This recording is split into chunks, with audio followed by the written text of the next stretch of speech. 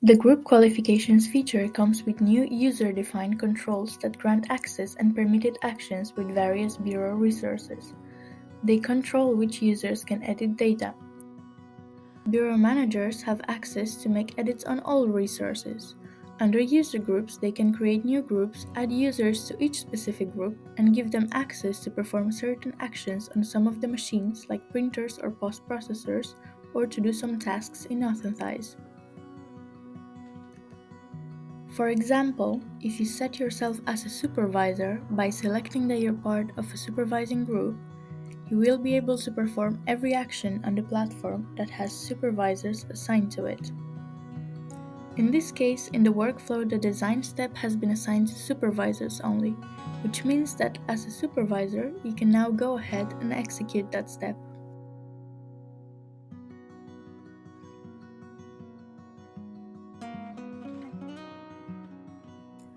Another example of this is the printer types. A user can be assigned to printer or post-processor types, which means only that group will be able to perform actions on those machines.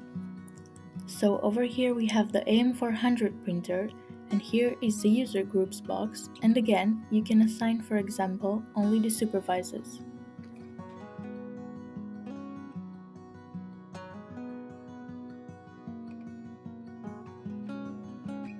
Learn more about Authentise's platform and its features in the upcoming videos.